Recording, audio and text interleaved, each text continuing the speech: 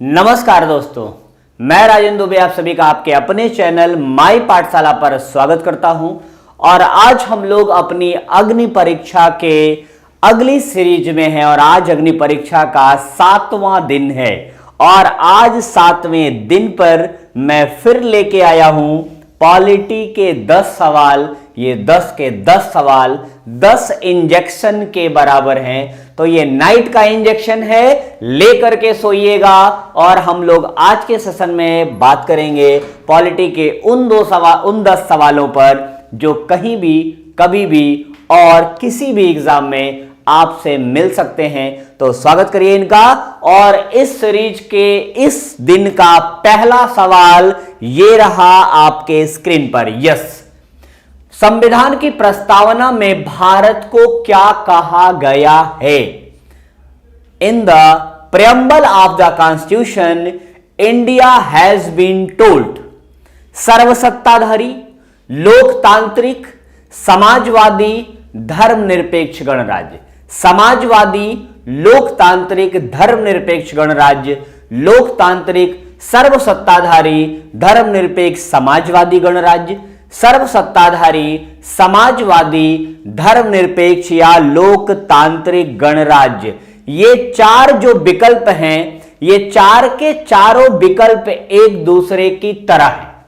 यहां आपको पकड़ना क्या है मैं बताता हूं कि यहां पर शब्दों का आपको क्रम पकड़ना है। और क्रम वही पकड़ सकता है जिसको प्रियम्बल की पहली लाइन याद हो कि हम भारत के लोग भारत को संपूर्ण प्रभुत्व संपन्न, मतलब क्या होगा? संपूर्ण प्रभुत्व संपन्न मतलब सर्वसत्ताधारी। पहला तो 2 विकल्प में मिल गया सर्वसत्ताधारी, तो इन्हीं दोनों में से कोई सही हो सकता है। और आगे देखते हैं, हम भारत के लोग भारत को संपूर्ण प्रभुत्व संपन्न समाजवादी, समाजवादी भी मिल गया, तो मतलब डी विकल्प सही है। हम भारत के लोग भारत को संपूर्ण प्रभुत्व संपन्न समाजवादी, पंथ निरपेक्ष, लोकतंत्रात्मक गणराज्य बनाने के लिए। तो पंथ निरपेक्ष को धर्मनिरपेक्ष भी कहा जाता है और लोकतंत्रात्मक गणराज्य या लोकतांत्रिक गणराज्य।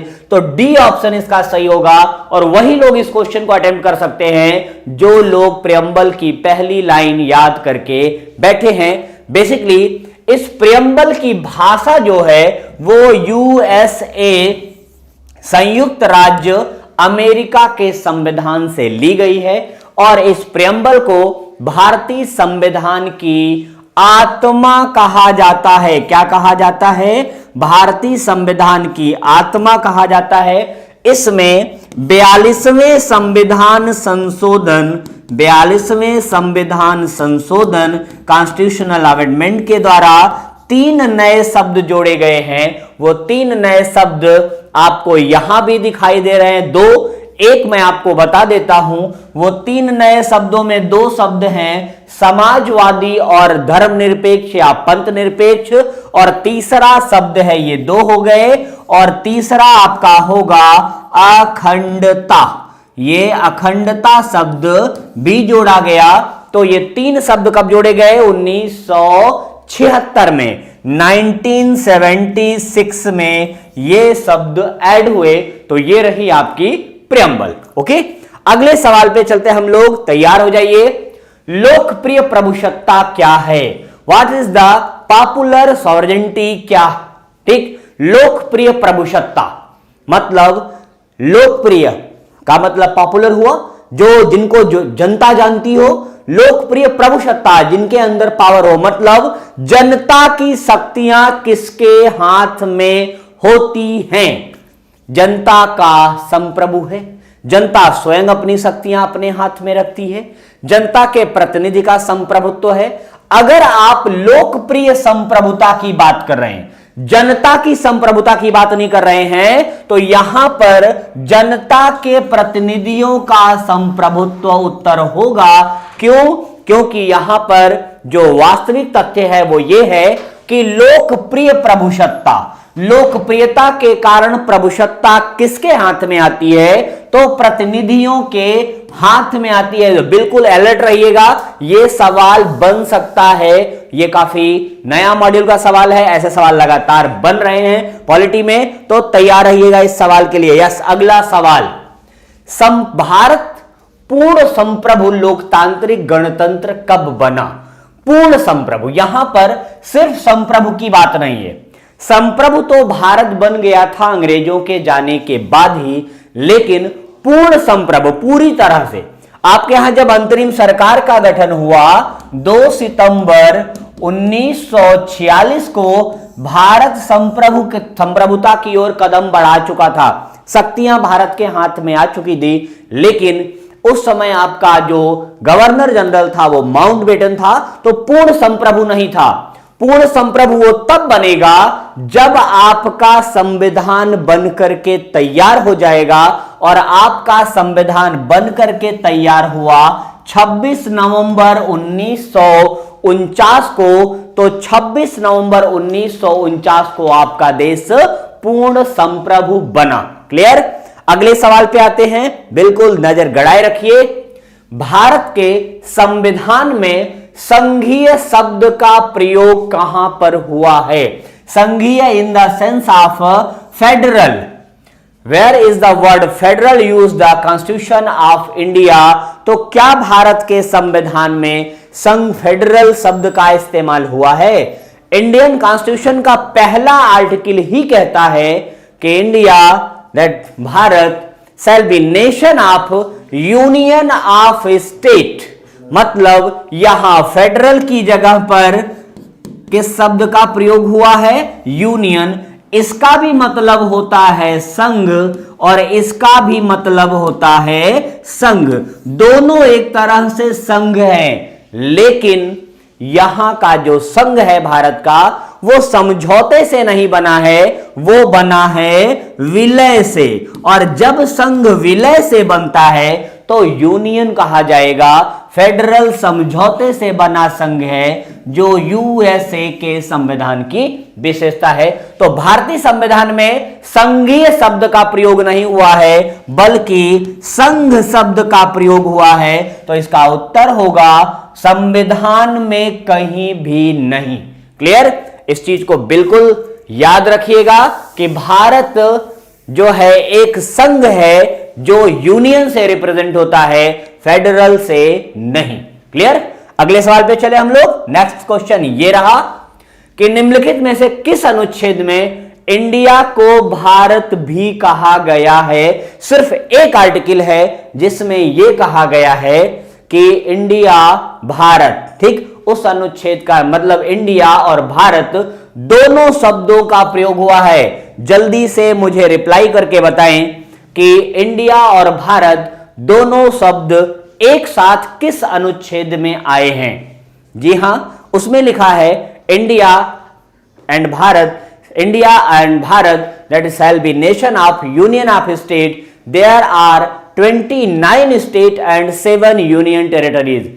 इंडिया अर्थात भारत लिखा है हिंदी में, इंडिया अर्थात भारत राज्यों का एक संघ होगा जिसमें 29 राज्य और 7 केंद्र शासित प्रदेश होंगे। आज करंट टाइम में लिखा है, और यह लिखा है आपके अनुच्छेद 1 में, आर्टिकल 1 में लिखा है इंडिया शब्द भी प्रयोग किया गया है और भारत शब्द भी प्रयोग किया गया है। एक ही अनुच्छेद में दोनों शब्द।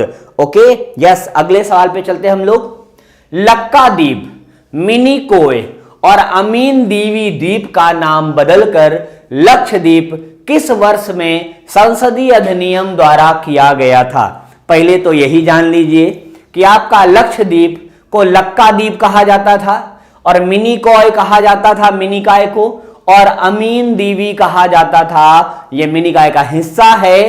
तो ये तीनों का नाम बदल करके, भाई नाम बदलने का अधिकार, अब यहीं से मुद्दा उठता है कि आपके संविधान के आर्टिकल 2 में लिखा गया है कि किसी राज्य के नाम, सीमा, में परिवर्तन करने का अधिकार किसको है? यह अधिकार है संसद के पास। और यह बताया गया है अनुच्छेद 2 में कि किसी नए राज्य की स्थापना प्रवेश का अधिकार संसद का है। तो नए राज्य की स्थापना, लक्षद्वीप की स्थापना करने का अधिकार किसके पास था? संसद के पास था। और संसद ने यह काम किया है 1973 में। तो that is the right answer are 1973। Okay, अगले क्वेश्चन पे चले हम लोग। ये रहा आपका अगला सवाल।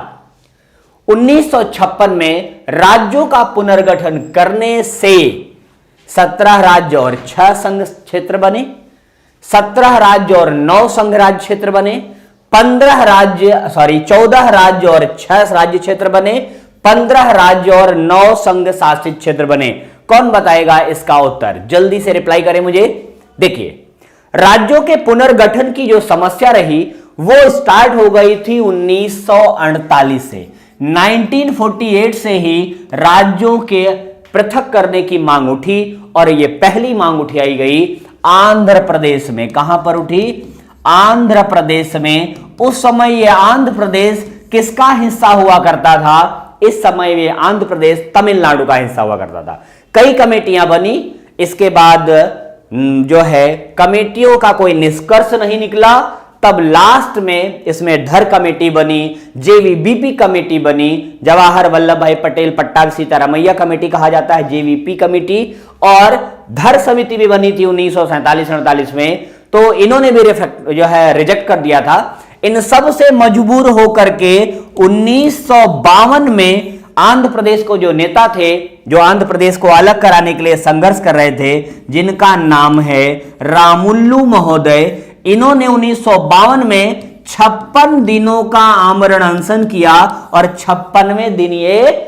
जो है इनकी मृत्यु हो गई। इसके बाद सरकार ने एक कमेटी और बनाई, वांचू समिति। उसके रिकमेंडेशन पर आंध्र प्रदेश बना। यह बना कब? 1 अक्टूबर 1953 को। तो पहला राज्य भाषा के आधार पर बना 1 अक्टूबर 1953 को ये पहला राज्य बना। इसके बाद और राज्यों की भी डिमांड बनने लगी, जैसे हरियाणा हुआ। हरियाणा में क्या बोला जाता है? पंजाब से अलग भाषा बोली जाती है। पंजाब में पंजाबी, तो हरियाणा में हरियाणवी नहीं, हिंदी बोली जाती है। क्लियर? और गुजरात और महाराष्ट्र की भाषा अलग है, गुजराती मराठी। तो यहां पर डिमांड उठने लगी। तो 1953 में ही फजल अली की अध्यक्षता में, किसकी? फजल अली की अध्यक्षता में एक कमेटी बनाई गई। इस कमेटी का नाम था राज्य पुनर्गठन आयोग। और राज्य पुनर्गठन आयोग की सिफारिश पर 1956 में राज्य पुनर्गठन अधिनियम पारित किया गया। कौन सा? राज्य पुनर्गठन अधिनियम पारित हुआ। और इस अधिनियम के द्वारा जो नए राज्यों का फॉर्मेशन था वो थे 14 राज्य और 6 केंद्र शासित प्रदेश। क्लियर? ये रहा आपका राइट आंसर। अगले सवाल पे चलते हैं। निम्नलिखित में से कौन सा राजनीतिक अधिकार नहीं है? ठीक, which of the following is not a political right या अथॉरिटी कह सकते हैं इसको। अथॉरिटी को आप राइट भी कह सकते हैं। ठीक, क्वेश्चन में अथॉरिटी टाइप है बट आप इसे राइट पढ़िएगा। निम्नलिखित में से कौन सा राजनीतिक अधिकार नहीं है? मत देने का अधिकार, जीवन का अधिकार, चुनाव लड़ने का अधिकार, सरकार के अधिशासी निकायों के पास शिकायत करने का अधिकार। ठीक, right to vote, right to life, right to fight. ठीक, right to fight in the sense आप युद्ध करने का नहीं, यहां पर चुनाव लड़ने का अधिकार है। ठीक, and right to complain with government bodies. तो यहां पर ये जो अनुच्छेद 21 में दिया हुआ है ये आपका मौलिक अधिकार है। कैसा है? Fundamental right. तो ये आपका मौलिक अधिकार अगर है तो राजनीतिक अधिकार नहीं हो सकता। चुनाव लड़ना, चुनाव लड़ने का अधिकार, मत देने का अधिकार और सरकार के लोकल निकायों के पास शिकायत करने का अधिकार, ये कैसा अधिकार होगा? ये आपका पॉलिटिकल राइट होगा। क्लियर? अगले सवाल पे चलते हैं। इसका राइट आंसर होगा जीवन का अधिकार। क्लियर? इसका सही उत्तर है राइट टू लाइफ, अनुच्छेद 21। यहां पर आर्टिकल 21 आप लिख सकते हैं। यस। अगला सवाल ये रहा। यस, भारतीय संविधान को अपनाया गया? मैंने पिछले सेशन में यह क्वेश्चन भी कराया था, लेकिन दूसरे तरीके से कराया था, उद्देशिका के मुद्दे को लेकर के आया था। तो अगर आपको उद्देशिका की अंतिम लाइन याद है तो यह क्वेश्चन सही हो जाएगा। उद्देशिका की अंतिम लाइन में लिखा है कि इस संविधान को अपनी इस संविधान सभा द्वारा आज तारीख 26 नवंबर 1949 मिति मार्ग शुक्ल सप्तमी संवत 2006 विक्रमी। तो आपको 2006 विक्रमी भी याद रखना है, क्योंकि अभी तो यही बन रहा है। अगर क्वेश्चन और अपडेट हुआ तो 2006 विक्रमी भी याद रखना होगा, क्योंकि इन दोनों के मध्य 57 वर्षों का अंतर चलता है। क्लियर? विक्रम संवत और ईस्वी के मध्य 57 वर्षों का अंतर है। तो ये 2006 विक्रमी को एतत् द्वारा इस संविधान को अंगीकृत, अधिनियमित और आत्मर्पित करते हैं। तो जब आप आत्मर्पित कर लेंगे तो क्या कर लेंगे? एडॉप्ट कर लेंगे। तो दैट इज एडॉप्ट कर रहे हैं कब? 26 नवंबर 1949 को। तो यह संविधान अपनाया गया 26 नवंबर 1949 को और पूरी तरह से लागू हुआ कब? ये 26 जनवरी 1950 को। क्लियर? ये सबको पता होगा। अगला और लास्ट सवाल आज के इस सेशन का थोड़ा सा कठिन है, बट आपके लिए ये जरूरी है। यस, सरकार की निम्न प्रणालियों में से किस में द्विसदन पद्धति एक अनिवार्य लक्षण है? 2 सदन होना जरूरी है। मैक्सिमम लोगों का आंसर इसमें क्या आएगा? मुझे पहले रिप्लाई दें, फिर मैं इसकी बात करता हूं। देखिए, यहां पर 4 विकल्प है: संसदीय प्रणाली, राष्ट्रपति प्रणाली, संघीय प्रणाली और एकात्मक प्रणाली। ये 4 के चारों लक्षण में जो है अलग अलग विशेषताएं। आपके भारत में अपनाया गया है संसदीय प्रणाली, पार्लियामेंट्री सिस्टम, और अमेरिका में है प्रेसिडेंशियल सिस्टम। फेडरल सिस्टम भी अपनाया गया है, यूनिटरी सिस्टम भी अपनाया गया है। तो अलग अलग देशों की अलग अलग विशेषताएं हैं। यहां पर अगर आप गौर करें तो भारतीय व्यवस्था द्विसदनीय है, but that is not important. कारण अगर जरा सा दिमाग लड़ाएंगे तो उत्तर निकाल लेंगे, क्योंकि भारत में केंद्र के साथ राज्यों में भी द्विसदनीय व्यवस्था है। क्या सारे राज्य में 2 सदन हैं? जी नहीं। कारण यह है कि केंद्र में भी संसदीय शासन प्रणाली, राज्य में भी संसदीय शासन प्रणाली। इसकी यह कतई आवश्यकता नहीं है कि संसदीय शासन प्रणाली में 2 सदन अनिवार्य हों। राज्यों की संसद तो राज्यपाल और विधानसभा से भी बन जाती है। मात्र 7 राज्य ऐसे हैं जहां पर द्विसदनीय प्रणाली है। तो लेकिन जितनी भी संघीय प्रणाली होगी वहां पर आप देखेंगे कि द्विसदनीय व्यवस्था है, क्योंकि संघीय प्रणाली में केंद्र और केंद्र के साथ साथ राज्य ये दोनों बराबर अस्तित्व रखते हैं। तो केंद्र में 2 सदन होंगे, एक केंद्र का प्रतिनिधित्व करने वाला और एक राज्य का प्रतिनिधित्व करने वाला। भारतीय संविधान संघीय नहीं है। कैसा है? ये है सेमी, क्या है ये? सेमी फेडरल आप कह सकते हैं या अर्ध संघीय कह सकते हैं। ये संविधान कैसा है? अर्ध संघीय है। यहां पर राज्यों का प्रतिनिधित्व है जरूर, लेकिन पूरी तरह से शक्तियों का विभाजन नहीं है। आपातकाल में सारी शक्तियां कहां चली जाती हैं? केंद्र में चली जाती है, और सामान्य अवस्था में शक्तियों का पृथक्करण देखने को मिलता है। पावर डिवाइडेशन है यहां पे। इसलिए भारत संसदीय शासन प्रणाली अपनाता है, संघीय शासन प्रणाली नहीं। और द्विसदनीय व्यवस्था संघीय शासन प्रणाली की अनिवार्य विशेषता है, क्योंकि राज्य बिल्कुल पृथक होगा, अलग होगा, डिवाइड होगा। फ्रेंड्स, तो ये इस अंतिम सवाल के साथ आज के सेशन का हम लोग अंत करेंगे। कल फिर मिलेंगे कुछ नए 10 सवालों के साथ। ऐसे नए 10 सवाल जो आपको थोड़े से परेशान कर सकते हैं, तो थोड़ा सा अलर्ट रहिएगा। कल के सवाल थोड़े टफ होने वाले हैं और may be number of questions की संख्या भी ज्यादा हो जाए। ओके, क्योंकि बहुत काफी लोगों के मैसेज आ रहे हैं। एक दिन का सेशन मैं ऐसा रखूंगा जिसमें नंबर ऑफ क्वेश्चंस की संख्या थोड़ी सी ज्यादा हो, कल या परसों। ओके, मिलते हैं फिर कल, फिर इसी टाइम, इसी समय, इसी मूड में और इसी पैटर्न पर। तो आज के लिए बस इतना ही। आप लोग प्यार से इन 10 क्वेश्चनों को याद करते हुए सोइए। Good night, take care and bye bye.